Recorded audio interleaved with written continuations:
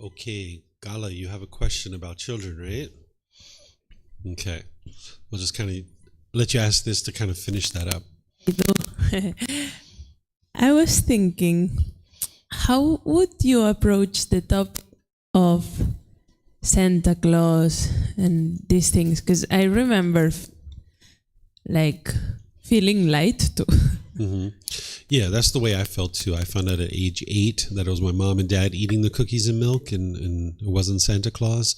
Um, so for my son, I taught him that other people believe in Santa Claus, and this is a belief that they have, but it's unwise to tell a lie.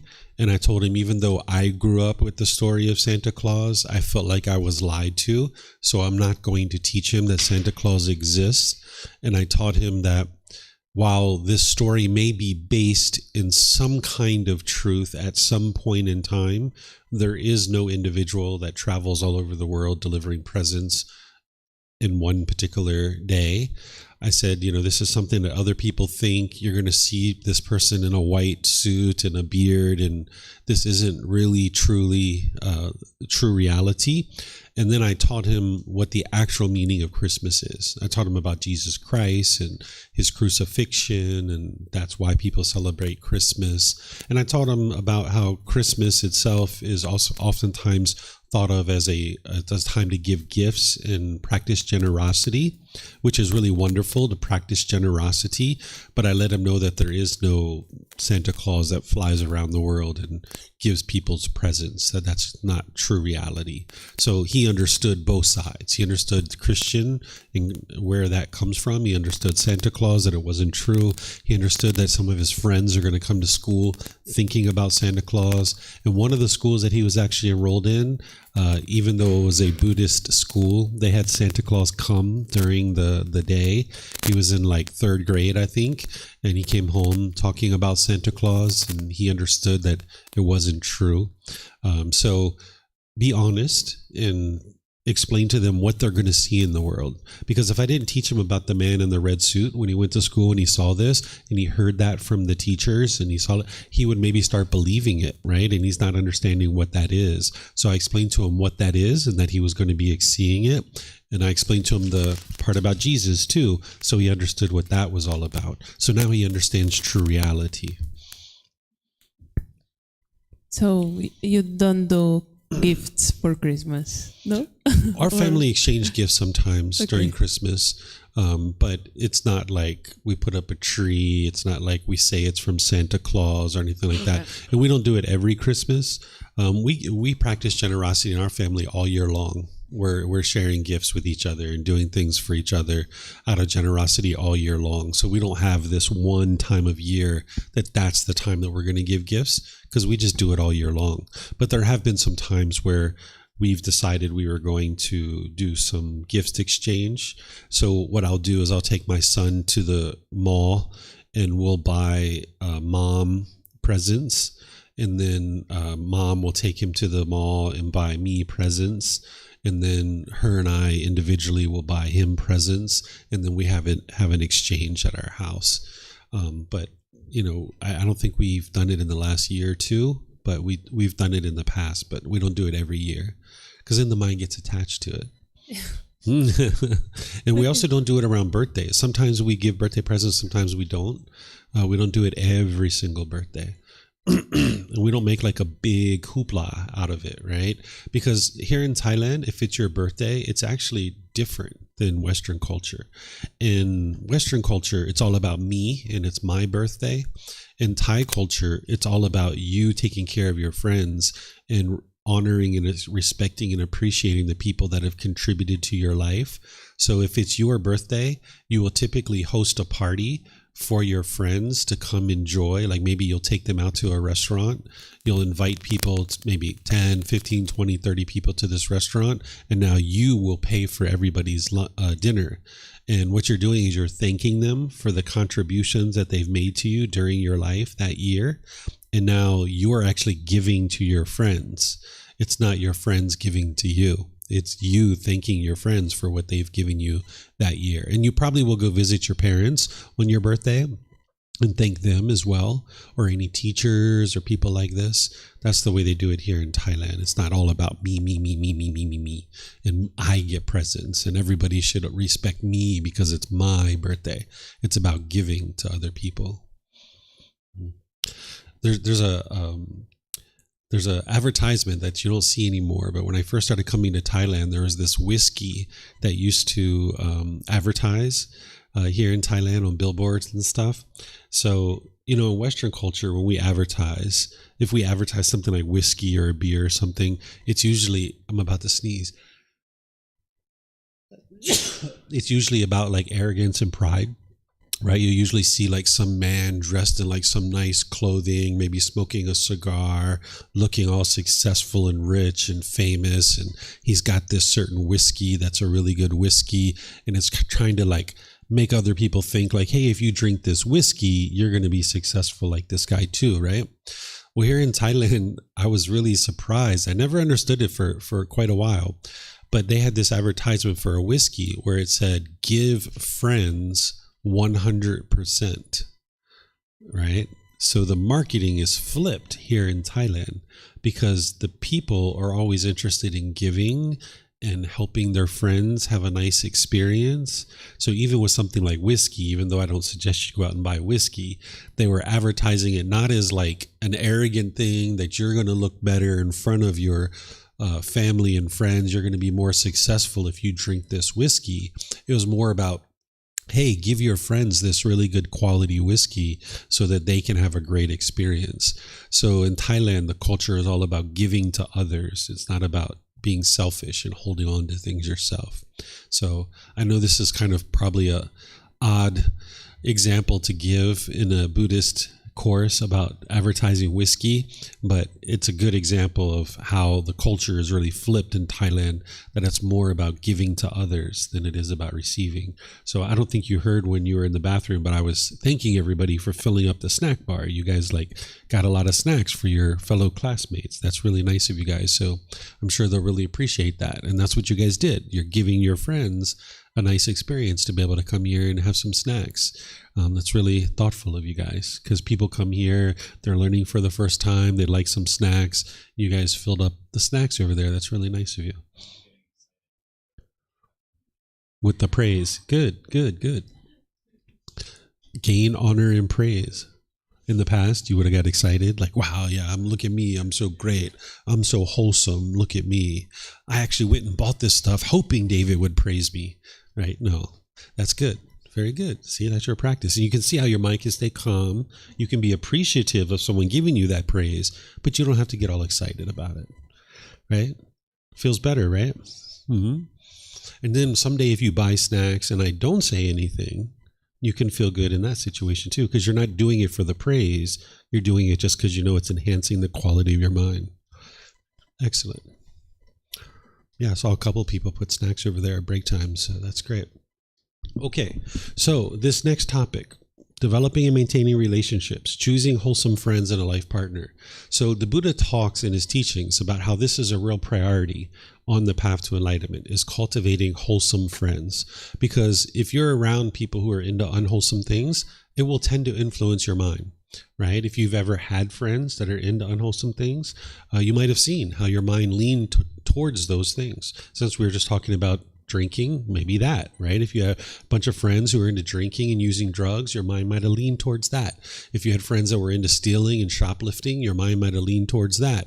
So if you cultivate relationships that are unwholesome, you're going to tend to do unwholesome things. And you would like to cultivate more and more relationships where they're wholesome, and not just with friends, but with your life partner. As we were talking earlier in the course, I think it was yesterday, I was describing how it's so important to cultivate healthy relationships, and particularly this person who's your life partner. I was explaining to students yesterday how if you were having a company that had 3, 4, 5, 600 employees or what have you, and you needed to hire a CEO for this multi-million-dollar company that you've invested into, you'd probably really take your time to make sure that you picked a very a wise choice about who to lead your company, because that company and all those millions of dollars that you invested are going to live and breathe and die based on your choice of who you pick for this company as a CEO.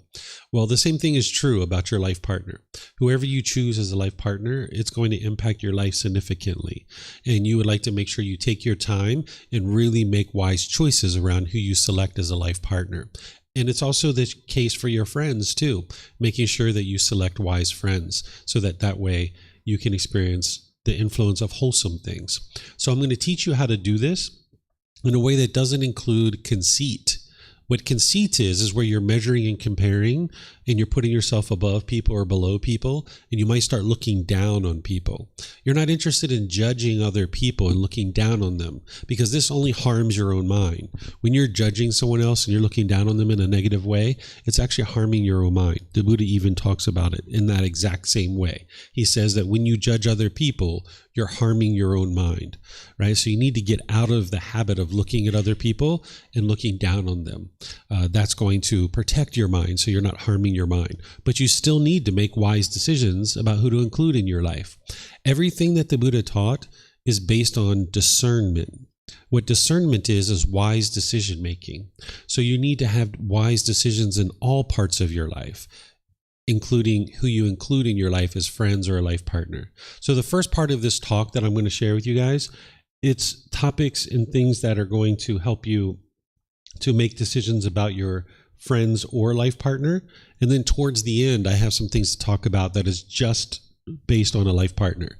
And some of you guys might already have life partners. Some of you may not have life partners. Some of you may not ever be interested in having a life partner. But this is going to help you if you currently have a life partner, so you can see the types of things that you guys would like to be doing together. If you're thinking about having a life partner, this is going to really help you. If you're thinking about never having a life partner, being single the rest of your life, this will still help you, because you're going to have friends and family members that are going to come to you and ask you questions, and they're going to ask for your advice on how to have and select a life partner and friends. So this is going to help you in all those scenarios. So this first part is about friends and a life partner.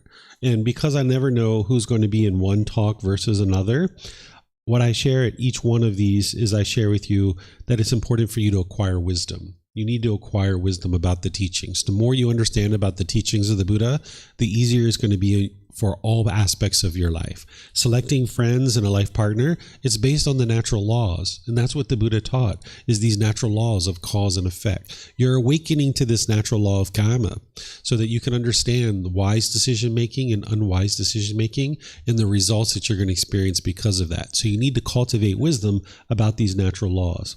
It's the natural law of karma because it's your life, your decisions, and your results. Any decision you make, either wisely or unwisely, you're going to experience those results, either wholesome or unwholesome. So you'd like all your decisions to be wise. So that's what you're actually cultivating wisdom about, is the natural law of karma. The Buddha has this great discourse. It's called the snake that passes through feces. What he talks about here is he says that this snake might not bite you, but it's going to smear you with the feces. And what he talks about in this discourse is he talks about friends, that you could have friends that don't necessarily bite you, but they're going to smear you with feces, right? And one of the examples that I give is I talk about how, like, say you had a friend at age 8, they've been a lifelong friend of yours, and at age 18, they start selling drugs. And you always know this. They never offered you any drugs. They know you don't use drugs, but you guys hang out together all the time. Well, now 20, 22 years old, 23 years old, you're walking down the street with them. A rival drug dealer starts shooting at them. Those bullets are coming for you too. Right? So this is being smeared. Another way you can think about this is, say you're driving down the street with this friend who's a drug dealer who's never offered you any drugs, but you know that that's what they do. Now the police pull you over for speeding. And then maybe while you're turned looking at the police officer, maybe they slip some cocaine under your chair. And now maybe the police officer searches the car and they find cocaine underneath of your seat in the car. Who's going to jail? You're going to jail, right? Because this friend, even though they're your good friend, they're not interested in going to jail for 5, 10, 15, 20 years. So they slip that cocaine under your chair and you have no way of proving that it's not yours. that it doesn't belong to you. So this is the snake smearing you. So this is why it's so important to cultivate healthy relationships, because you're not interested in having people who are unwholesome around you, because you're going to be affected by that decision that you've made to include people into your life that are doing unwholesome things. You would like to use the 5 precepts as a guide. You're going to need to know those. It's in Volume 1, Chapter 7. And if you've studied those in the book, and you've also studied with me in class, you'll learn what those are. This is around killing, stealing, sexual misconduct, lying, and intoxicants. Now, you'll learn these as the 5 precepts, and you'll learn how to apply them to your day-to-day situation. It's not black and white. It's not rules and commandments. It's guidance to be able to help you make wise decisions. So you're going to need to see how I teach this in the classes using the original words of the Buddha. And even though you'll understand them as the 5 precepts, these are teachings that other people have learned in different ways at different times, whether it's in Christianity, Muslim teachings, Hinduism, Judaism. Even grandma and grandpa are oftentimes teaching these same things. So while you understand them as the 5 precepts, and that's how you'll be thinking about them, other people will be practicing some variation of these teachings. And you would like to use that as kind of like a little bit of a guide to help you to be able to decide who to include in your life. Because if your friends or your life partner is killing, stealing, having sexual misconduct, lying, or taking drugs and intoxicants, your choice to be their friend or include them in your life is going to affect you. Of course, those decisions are affecting them because it's their decisions. That's the natural law of karma, that they are making decisions to either kill, steal, have sexual misconduct, lie, or take intoxicants. So those decisions are going to produce unwholesome karma for them. But your decision to be their friend is now going to affect you. That's a decision that's affecting you. If you choose not to be their friend, their decisions aren't going to affect you. But your choice to be their friend is now going to affect you. So you can use the 5 precepts to help you in developing relationships and figuring out whether it would be wise or not to include this person in your life. You can even use these like if you were a boss or you owned a company and you were hiring employees to be involved in your company. You can look at the 5 precepts as like a guide to be able to help you with that. Okay, I'm just going to adjust the projector because I think we have some more here.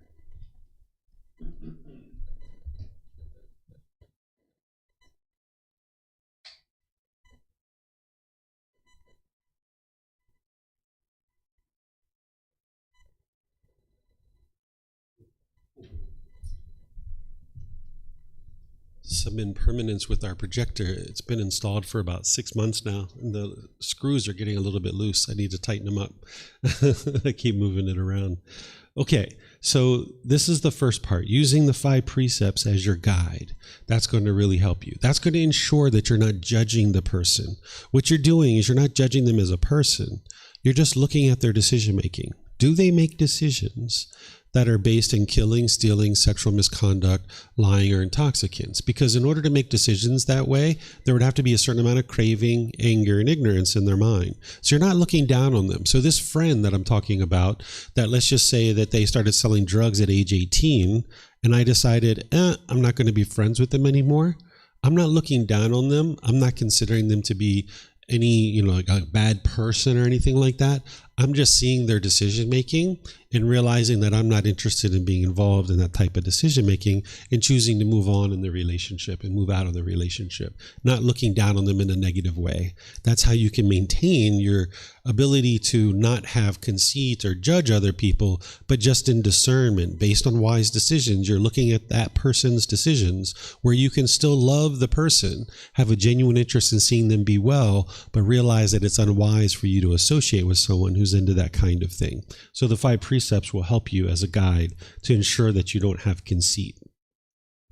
Wholesome friends means wise friends. You would like to look at the decisions that they're making, right? That's what it means to have a wholesome friend, is that they're wise about the natural law of karma. If you see your friends doing unwise things, it doesn't mean that you're necessarily in the relationship right away, because it's only an enlightened being that's going to be making 100% wise decisions. So you need to be able to look at the things that they're choosing to do and then decide for yourself how impactful are they within your own life. So wholesome friends equals wise friends, and you would like to look at their decision making and making sure that you're making wise decisions of who to involve in your life. if a friend or a life partner understands and is practicing non-clinging and non-attachment, this is going to be wonderful for you. If you have a friend that's constantly blowing up your phone with text messages, that's calling you constantly, maybe they call you once and they don't get you, and they call you right again, and then they call you again and they call you again, they're blowing up your phone. This is craving, desire, attachment. And it doesn't mean you have to end the relationship just because they're having craving, desire, attachment. You can just see what's happening and choose not to answer the phone. And then wait 3 hours, wait a day or two, wait 3 days, and then call them back. And when you call them back and they're like, oh my goodness, I've been thinking about you. I was so worried about you. I wanted to get in touch with you. Where have you been? You can see, oh my goodness, they're attached. And now start putting more and more space between the time that you contact them to allow their mind to let go. And now as their mind lets go, then you can more easily start communicate with them at will. But you would like to put some distance between your communication to give their mind time to let go. I very rarely answer the phone when someone calls me the first time, because I would like to make sure that they learn that this being is impermanent, that I'm not going to answer the phone all the time. And I will oftentimes wait several hours or even days before I call that person back, because we're going to have a lifelong sustaining relationship. Whether I call them back today or 2 or 3 days from now, it doesn't really matter, right? What's important is that we establish a relationship with no attachment, and that's going to make sure that we can have a lifelong relationship. Whereas if I allow attachment to be formed in their mind early on in the relationship, they're going to get discontent at some point. They're going to blame it on me, and then they're going to either push me away, they're going to be bitter, harsh, and hostile, or they're going to put their expectations on me. So by just choosing not to answer the phone sometimes, inserting some impermanence into your relationships, this is going to help you so that your friends can practice non-attachment. Even though they don't know the teachings of the Buddha, you can make decisions like this to just spread out your contact that allows their mind to not get attached to you. And you don't have to sit down and explain to them what you're doing. You can just do it, where you're just choosing to not be in such immediate contact with people. So not allowing other people to cling to you is really important. And where you see that they're potentially choosing to cling to you, you can make decisions to ensure that that isn't occurring. So again, if they're blowing your text messages up or blowing up your phone by ringing your phone constantly, you can see this. When I went to a certain country one time to teach and I was making contact with the local people, I found out that this was like a common thing, that if people call you and they don't get you the first time, they'll call you again, and they'll call you again, and they'll call you again. And if they don't get you, they'll actually call you from another phone number, and they'll call you again, and they'll call you again, and they'll call you again until you pick up the phone, right? And I was like, oh my goodness, these people are so attached, right? It was like obnoxious. I mean, they would literally be calling you for 15 or 20 minutes, like just blasting on your phone. And I just thought it was so funny, actually. It was unfortunate, but it was kind of comical. So in that environment, I didn't answer the phone when people were calling me at all. I just waited until I saw them in person, because there was just so much obnoxious calling. So where you see people that are clinging, just train your mind to not feel like you have to immediately call them back. And what you might get back from them, they're like, you didn't answer my text message within 5 minutes. You are so rude. No, you're not being rude. That's just their judgment of you. So don't allow other people that just because you're not meeting their expectation, if they're calling you rude, just know that that's not the case, that they're having a craving and they're trying to pressure you to contact them in a certain time frame. Because some cultures, if you don't reply to a text message within 5 minutes, people will start getting angry. People will get frustrated. And if that's the case, that's their craving.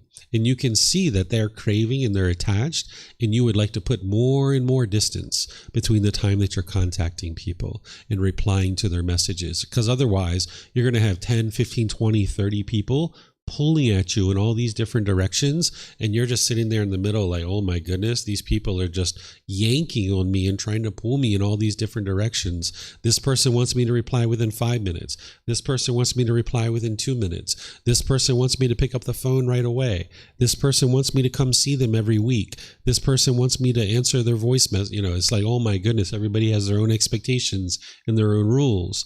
And when you see these things forming in people's mind, you need to start distancing yourself from that and just put more and more distance in the way that you contact people. If you have friends and a life partner who understand true love, unconditional love, this is really helpful for you because they won't be putting these expectations on you to be your friend. And if you have people that are putting expectations on you and trying to control you, it's better not to be friends with them, and it's better not to have a relationship with that person as a life partner. If they're open to understanding that what they're doing is unwise, then you could share that with them and you could help them to understand what is true love. But when people start putting expectations on you and trying to control you, and they think that that's their love, that relationship's going to be headed for disaster because you're never going to be able to meet this person's expectations 100% of the time. So you understanding what true love is, and if other people would like to understand it, this would be really helpful in your relationships. Being polite, kind, friendly, and respectful in all your relationships is very important. Even when they're not being polite, kind, friendly, and respectful, you're going to need to be able to be polite, kind, friendly, and respectful in every single situation. You're not going to be able to do that by snapping your fingers and instantly do it just because we're sitting here talking about it, because you still have craving, anger, and ignorance in your own mind. So understand that even though you're making your best attempt to be polite, kind, friendly, and respectful, you're not going to be able to do it 100% of the time when you walk out here, right? So if you're gradually, consistently training your mind with the Eightfold Path, wherever you see that you're impolite, unkind, unfriendly, and disrespectful, aim to improve that. And if you make mistakes, you can apologize, right? If it's a life partner that you currently have, I'm sure they'll understand. They understand you're a work in progress. Don't put pressure on yourself and burden yourself to be perfect today. But in situations where you're not perfect, you can look at that and you can improve. Because by the time you get to enlightenment, you will be functioning as a perfect human being. You will not be bitter and harsh and hostile with anybody whatsoever. But on your way to that, you're going to have some slip-ups, and that's normal. And just make amends, apologize, aim to do better, and that will help you. It's helpful if you eliminate confrontation in your relationships, like when you're trying to end a relationship or something like this. Sometimes people think that, if they have a certain friend and they're not interested in being this person's friend anymore, they have to go to this person and explain all the reasons why they can't be their friend anymore. All you're doing in that situation is listing out all your expectations. I wanted you to do this and you didn't do it, so therefore I can't be your friend. I wanted you to do this and you didn't do that, so I can't be your friend. I wanted you to do this and I expected you to do this and you didn't do these things, so now I can't be your friend. All you're doing is listing out your cravings, your expectations that were unfulfilled. And now that you're creating this confrontation, this person knowing that they're about to lose you as a friend, sometimes what people do is they will grab onto you and try to hold you tighter. This is where sometimes people have stalking incidents, if you know what that is, where someone follows you around because their mind wasn't able to let go and now they're following you around like a stalker, right? So a better way to end a relationship, like just a friendship or something like that, is just gradually move away. If you're talking to this person every day, start putting it in place where you're just talking once every 2 or 3 days. Even if they're calling you, you don't reply back to them. And you put space about every 2 or 3 days. You start contacting them at that point.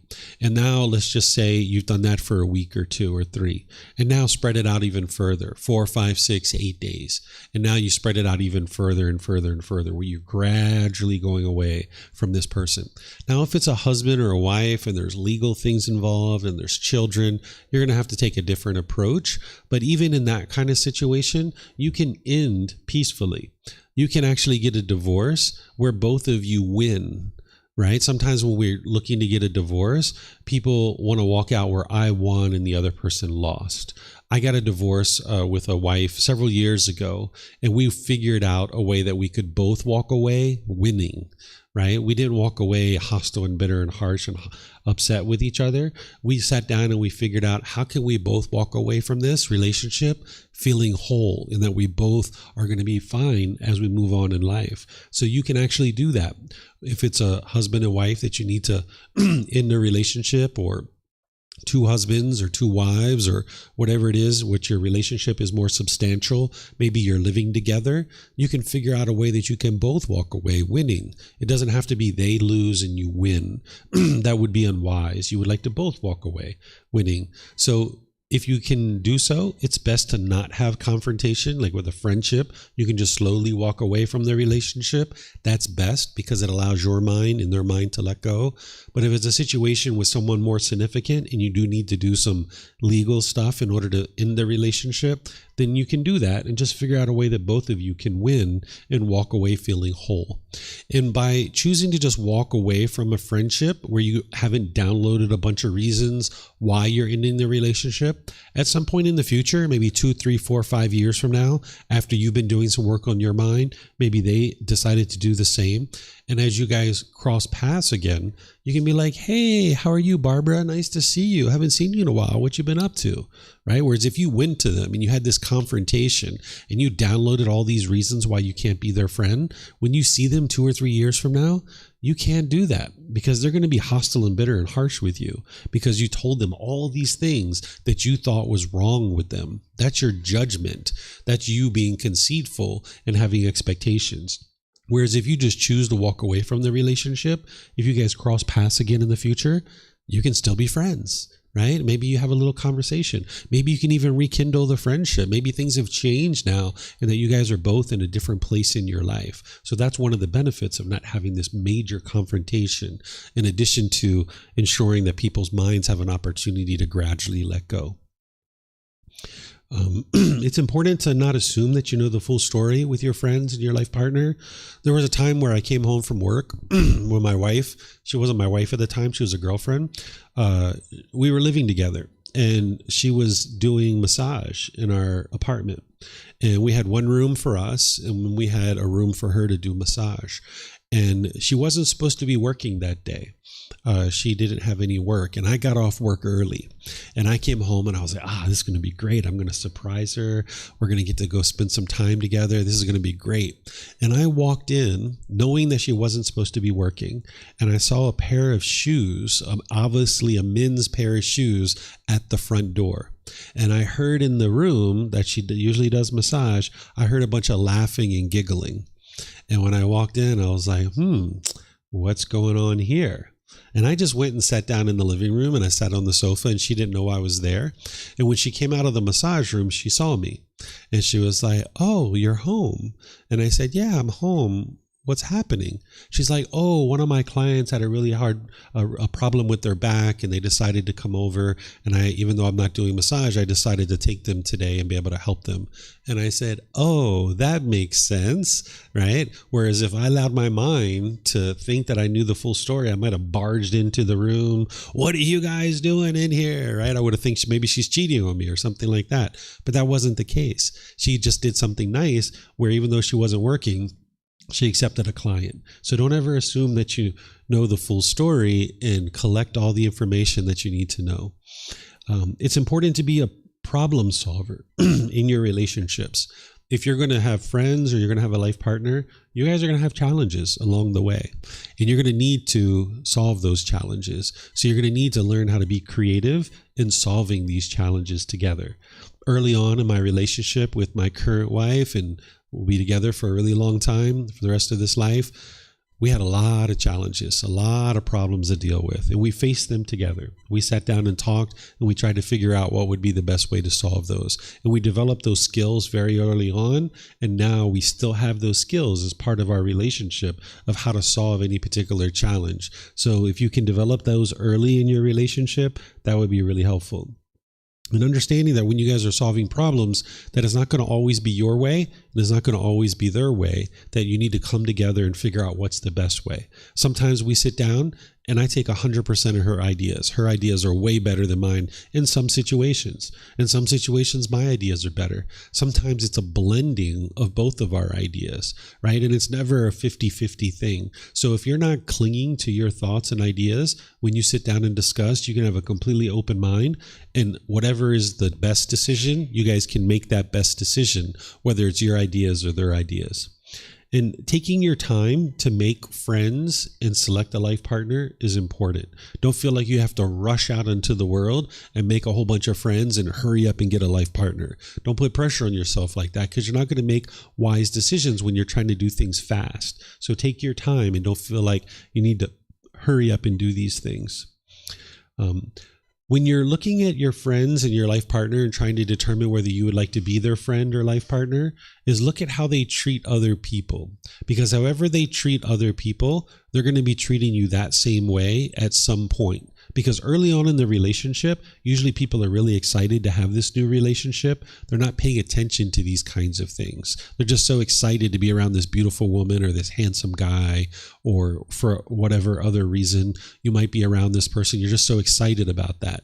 But early on in the relationship, you'd like to look, how do they treat taxi drivers? How do they treat food servers? How do they talk about their mom and their dad? How do they talk about their brothers and sisters? How do they talk about their ex-boyfriends and their ex-girlfriends? Because this is going to be an indication of how they're going to talk about you and how they relate to you. So how they treat other people is really important. Pleasing others through your relationships choices is not something that you should ever be interested in subscribing to. Sometimes we have family members or friends who try to tell us the type of life partner we should or shouldn't have, or the type of friends that we should or shouldn't have. If I would have followed my parents' advice and my family's advice, I wouldn't have been with any woman, because anybody that I brought home, they instantly didn't like her, right? Just because she was my potential partner, right? So if you are going into this thinking that your goal is to please your parents or please your siblings with your choices about friends and life partners, then that means you're living their life. You're not living your life, right? So you're going to need to make decisions that you know are wise. And even though your friends and family might be giving you unsolicited guidance, thinking that your choices are not very good, they're not in your life, and they don't know all the things that you know about this person and what it is that you're trying to create as a life for yourself. So don't allow other people to tell you who you should or shouldn't be friends with, or who you should or shouldn't be a partner with. Again, if I would have listened to my family and my friends, I wouldn't have had anybody in my life, because everybody was an enemy as soon as they walked in the door initially. Leave space for growth in your relationship, particularly with a life partner, because when you guys first get together, there's going to be change, right? From whatever you have when you first get together, over the course of your relationship with friends and a life partner, they're going to change.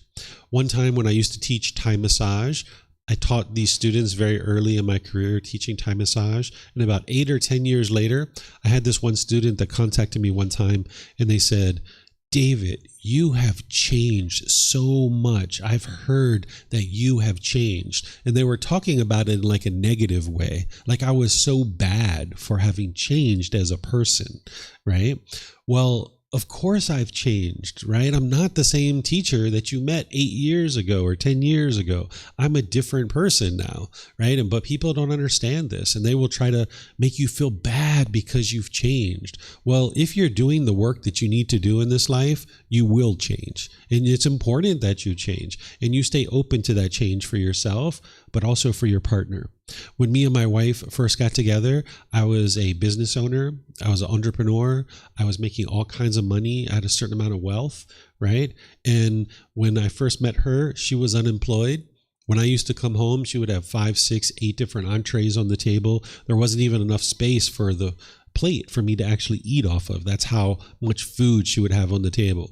She would do the laundry, she would do the cleaning, she would do the shopping, she would do everything.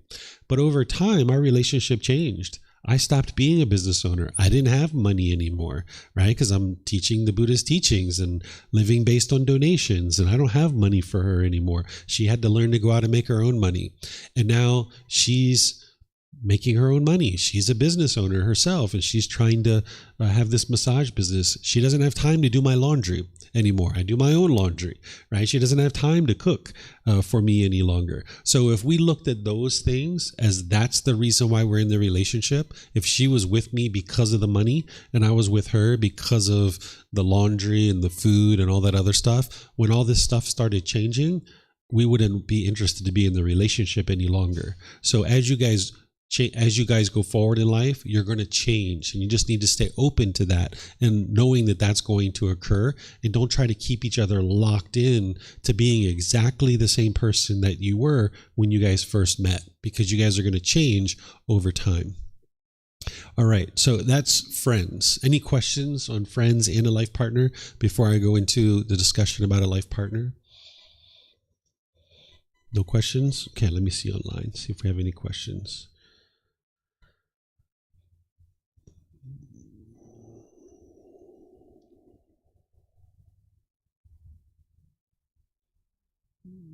Okay, I don't see any questions online either. Okay, so now what I'm going to share with you are all things just about picking a life partner, okay? And maybe some of you guys didn't do these things when you were picking your life partner, but you'll kind of know what the guidance is.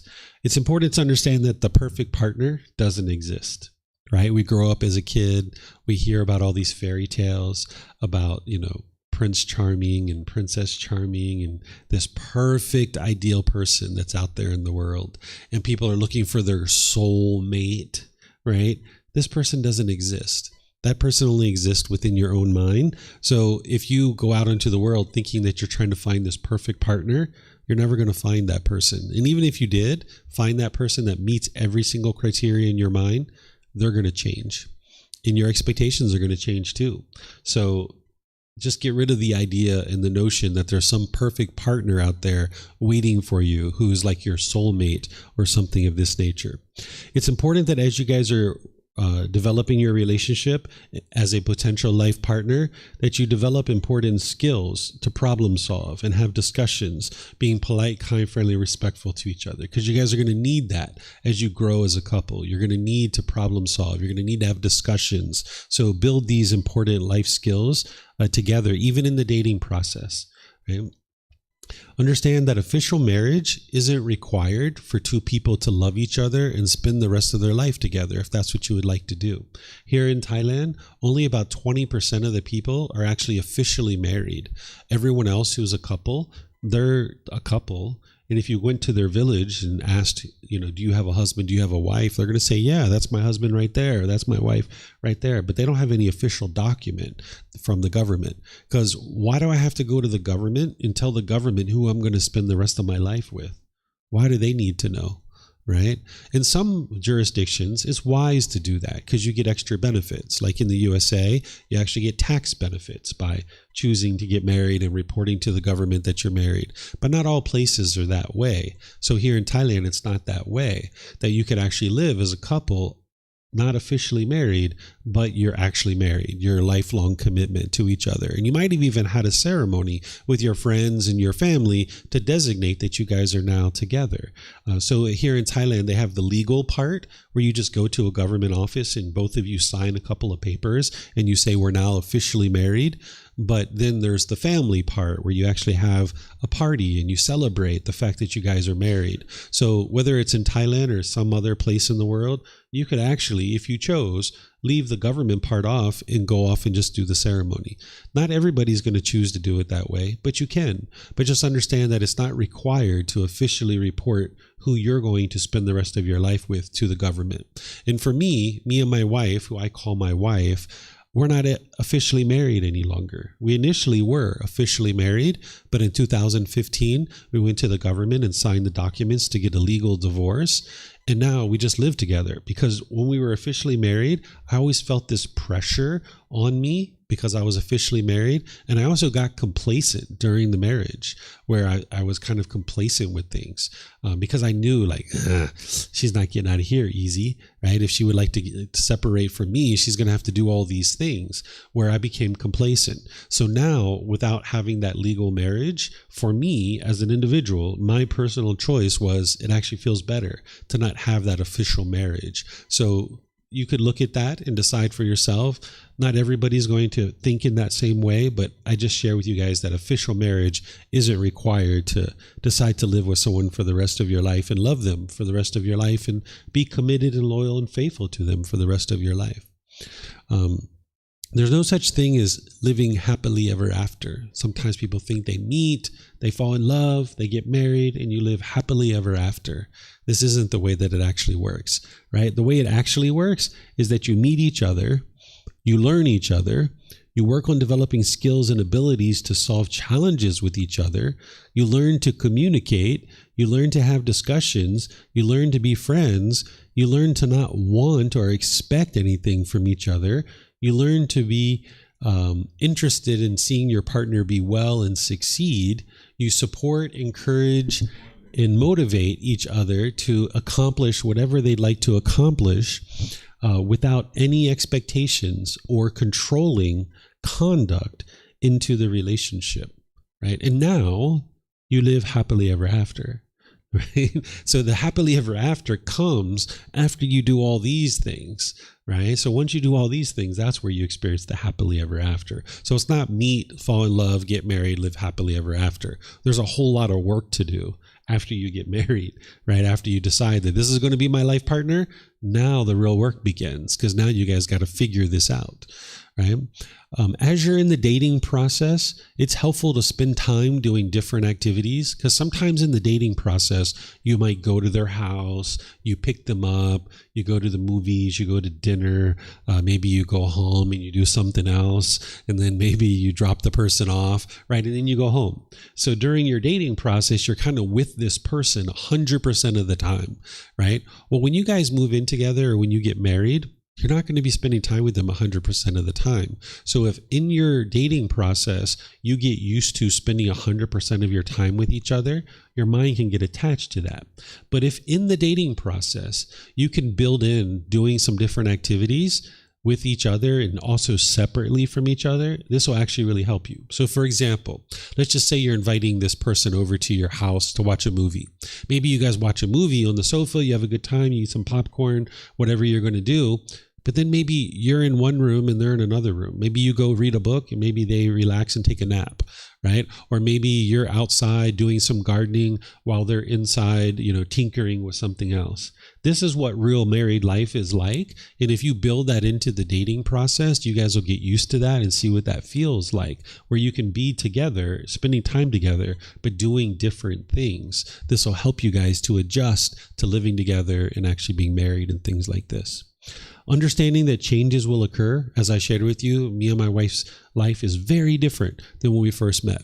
When we first met, she had 2 suitcases. That's all she had. And she didn't have much money, and she was basically coming to America to work, right? And I was a business owner with all these assets and all this wealth, right? And now it's completely different. Here we are living in Thailand with a son. I don't have that money anymore. She has much more than 2 suitcases. She has this business that she's trying to run and operate. So life's going to change, and just be open to that change and that it will occur. And it's a very good thing that things are changing in your lives, because if things stay stuck and locked into the way it was when you first got together, you're not growing and developing individually, and you're not growing as a couple. So you would like things to be changing in your life and be open to that change. So any questions on any of this? You have some questions? Yeah.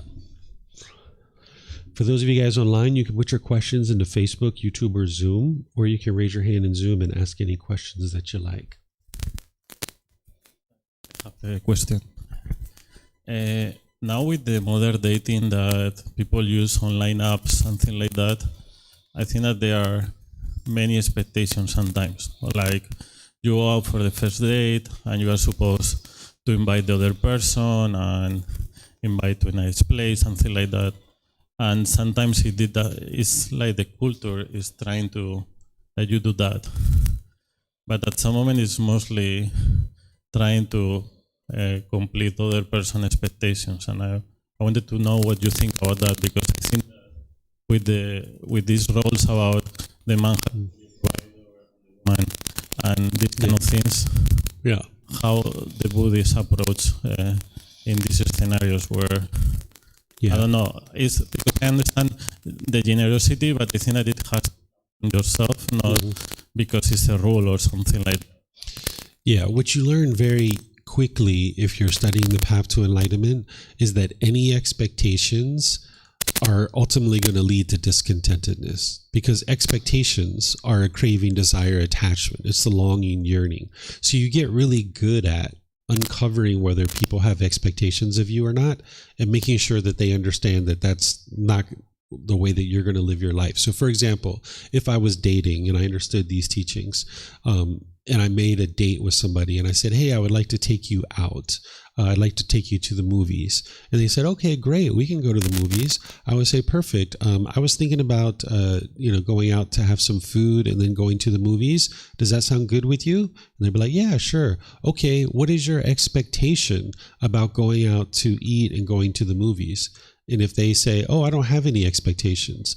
Oh, great. That's wonderful. We'll have a really good time. Or if they say, oh, I expect you to take me to this kind of restaurant or that kind of restaurant. Oh, I don't think this is going to work out very well. And I would start talking with them and having this discussion with them to help them eliminate their expectation. Because as long as someone has expectations, there's going to be situations where in the future, those expectations aren't going to get met. And now they're going to get angry. They're going to attribute that anger to you, thinking that it's from you. So if you really like to create a healthy, sustainable, satisfying, and fulfilling relationship, you got to get rid of all these expectations. Because you're on the path and somebody else may not be, you would like to be able to have this kind of discussion with them to uncover what are their expectations and help them to get rid of them, so that way you can have a wonderful relationship with this person. Thank you. Mm-hmm. Thank you. Yeah, you're welcome. Okay, we have a question coming in on YouTube. So this person's asking of a couple, looks like here.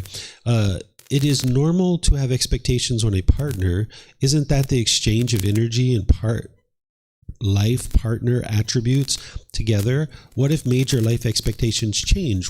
One want children then. So in the unenlightened state, yeah, it's very normal for people to have expectations because they don't understand that that's actually what's causing difficulties and struggles in their life. This is something that we talked about earlier in this course. You probably weren't here for that particular class. Expectations are craving, longing, yearning, wanting. And if you have expectations, that means you can only be happy when your expectations are met. And when your expectations aren't being met, you're angry, you're frustrated, or you're sad. But your mind is causing that itself. So as soon as you allow expectations to come into your mind, you're just sabotaging your ability to be permanently happy, because now you can only be happy if your expectations are met. And you're never going to be in a situation where your expectations are met 100% of the time. So while it may be normal for unenlightened beings to have expectations, you would like to learn more and more through these teachings that expectations are sabotaging your ability to be happy and permanently satisfied and joyful and peaceful in this enlightened mental state. So if you're getting together in a life partnership and you asked about children where one person wants a child and one person doesn't, that's something that would be wise to talk about early on in your relationship before you ever move to kind of a life partner type scenario. Because you guys, that's a major decision point in a relationship that's going to either get satisfied or not. So you shouldn't have it discussion as an expectation, but it should be a discussion that you guys have of whether or not you're going to choose to have children or not, because you're going to need to have an agreement on that in your relationship. Here's another one. The person says, I am considering a relationship with someone who makes me feel safe and loves me, but he is 20 years older than me, and that worries me. Do you have advice on what core principles for this decision? First of all, it's important to make sure that you understand that if you feel safe with this person, that's an attachment. You need to understand what craving, desire, attachment is. And that if you feel safe with this person, then that means your mind is attached to them. And you can only feel safe when you're with this person. You would like to get to the point that whether you're with this person or you're away from this person, you still feel safe, right? So you need to look at your own mind and train it that you can feel safe at all times. You don't have a craving, desire, attachment. Don't worry about the age difference, because age difference is normal. If somebody's 5 years older, 10 years older, 20 years older, younger, older, it's just a number. Don't look at that as an indication of whether or not it's going to be a successful relationship or not. Look at the way that you guys communicate and spend time together. Look at the way you guys treat each other. Look at the way that you treat other people. Look at the type of life that you're creating together, the things that I was talking about here in this particular talk. But age is just a number. It's not an indication of anything other than when you guys were born. Okay, I don't see any other questions anywhere. Any questions here? No other questions? Okay, so I know you ladies just came in. We're actually just ending class right now. Apologize. But if you have any questions, you can let me know after class. We can talk. But what I'm going to do is end class here for the day by just thanking you guys. Thank you for your interest in learning. Thank you for everyone online who's joining us as well. I'll share with you guys what we're going to be doing tomorrow. I'm going to be sharing with you guys the path to enlightenment, practicing the path in the workplace. That's something that I'm going to be sharing with you guys tomorrow. And then I'm going to share with you guys the art of the friendly no, how to say no without saying no. Of course, we're going to start off our day with loving kindness meditation, but then I'm going to share these two topics with you guys. And we usually finish up right around 11 o'clock. And I've created time that we can go out and do a group lunch. If you guys would like to do a group lunch, that's something that we can do together. So we can talk about it tomorrow, see if you guys would like to do that. So whatever you choose to do today, have a very lovely and wonderful rest of your day. Perhaps we'll see you next time. Okay? Sawadee Kap. Sawadee Kap.